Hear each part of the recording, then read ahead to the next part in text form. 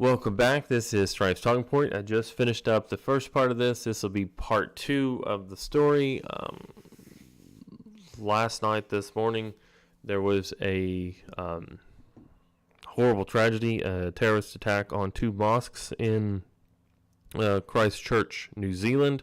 49 people are reported dead so far. I haven't gotten exact totals. But as I'm a small, tiny man who's reading this stuff from various websites across the U.S. and world, I'll be behind. I can admit that. However, as soon as I start looking at it and going through some stories and reading things, you start to see that we in the U.S., the mass media, the news groups, cannot escape their own need to spin a story to be something they need it to be.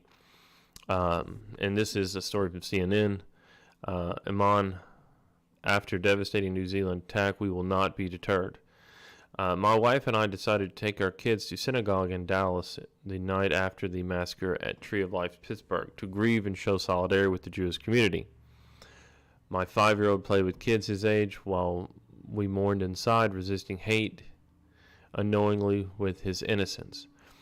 Now, the major problems between people of the Jewish faith and people who are Muslims happen in and around Israel and in and around the Muslim world. We always in the U.S. Tend to express and have these stories come to the forefront in our country because we talk about it. However, every time there is a clash between Palestinians and Israelis or Hamas or whoever in the Israeli government, it is always painted as the Israelis are murdering Muslims. Not that the Israelis are trying to defend their territory, protect their people. This is always the thing. I'm old enough to remember the terrorist bombings. So to see in the U.S. where you can have Christians, Muslims, and Jews coming together to mourn and try and move forward is a very good thing. My 9-year-old, on the other hand, had lots of questions. Who are these people? Why would anyone want to kill them? This is a unique statement because, again, most religious violence in the world comes from Islamic extremists. There's no comparison. You can't have Al-Qaeda and all these different groups, ISIS. There is no current other side to that. That is the most religious murder. It's not indiscriminate. They kill everyone who doesn't agree with them. And we're the ones who pulled the triggers, the same white supremacists who carry guns in front of our mosque in Texas. Again, they're really going for white supremacists who carry guns in front of our mosque in Texas. Texas, I believe, is an open carry state. And there you go. Not only did she recognize the sameness of the Jewish children around her, but saw the sameness of the hate that robs us of our peace, even our places of worship. It isn't easy being Muslim in countries witnessing a resurgence in white supremacy. Now, flip that. It isn't easy being a minority religion in a country that is a different religion.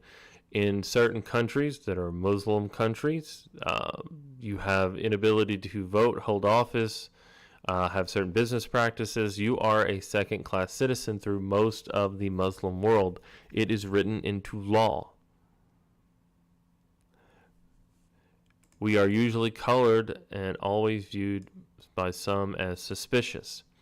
So what he's saying is, in the Muslim-dominated world, they dominate the other religions, force them to obey. In countries that aren't, and he says, witnessing a resurgence in white supremacy, almost no one really believes that is happening, but that has got to be the narrative. Space of shop, relax. Anyway, I slid down here. In the past 15 years, we've seen hundreds of mosques vandalized and firebombed in the United States. I find that really interesting, so I started following along. Most of these things are small robberies Emails. They got emails. That's very minimum. FBI, they found graffiti. Go home. You can. This is a Christian hate crime. If you want to consider these hate crimes, love not hate. They wrote that on their Christian thing. They wrote there's a picture LGBTQ on a Christian church. That would fall in the same kind of vandalism that we're seeing here, whereas there were 500 in the last few years since 2005. So in 14 years, there were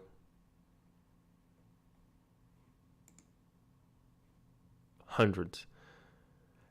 In the same amount of time, there have been tens of thousands on Christian churches, which, if you look at some of these, police investigated increased security at the Wichita Islamic Society when a picture of the building was posted on Facebook in response to a post asking for a gun range recommendation. Clearly, that's a horrible joke, but it happened. Federal charged 3 men allegedly conspiring to bomb an apartment complex that also serves as a mosque for Somali refugees.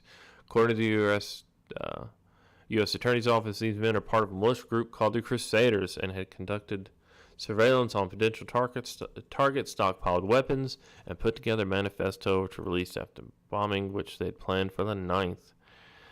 Thankfully, these people were brought down. That never happened. Islamic Society of Wichita canceled a speaker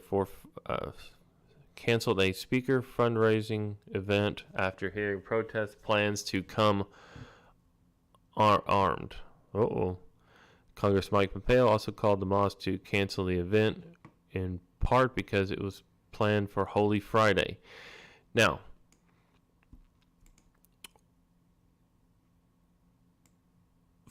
canceled a speaker at a fundraising event. I can go and find a dozen things where Jews, Christians, riots, protests, all kinds of stuff. This is not uncommon anymore, and it's actually becoming more common. Here's a Wichita fire. I've been trying to look this thing up to find information about the fire. They've never released any final information on it. I went into it wanting to see, but apparently there's no updates that I could find. But you'll see most of these are minor burglaries, which you see at any kind of church.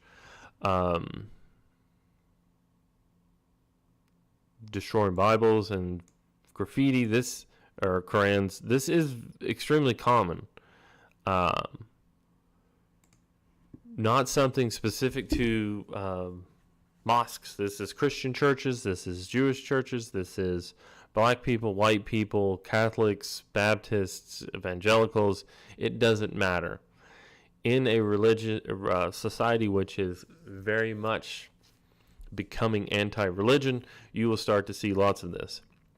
And I don't know if most people understand this, but as far as fundamental Islam is concerned, it is much more in line with Christians, Catholics, hardcore fundamental Christians, and standard Muslims fall in line together.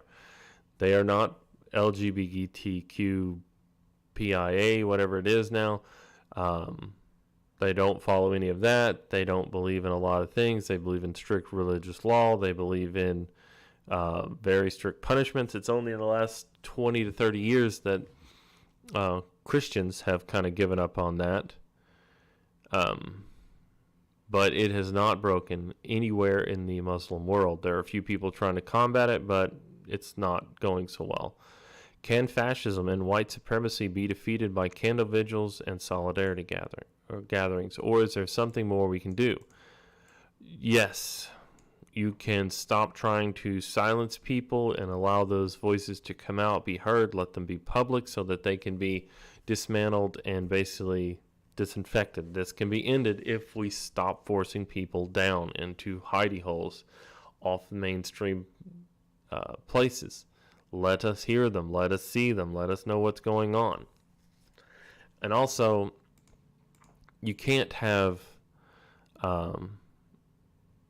the tiniest group of socialists and then try and use them for everyone else. Some people are out there strictly just going to be terrorists for terrorists' sake, and it is awful when this happens.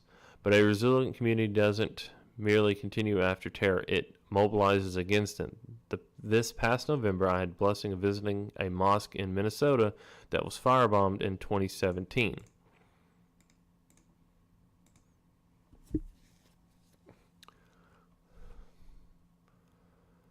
Called itself the White Rabbits Justice Department.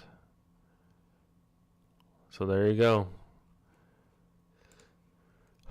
Sorry, I didn't get down that far when I was starting this out. The terrorists particularly targeted the office of the imam, who thankfully was in prayer area at the time of the attack. The very same mosque a year later was phone banking with interfaith allies to get people out to vote. I was convinced that the anxiety caused by the firebombing into action. It converted the anxiety caused by the firebombing into action. Sorry, my dyslexia is coming through.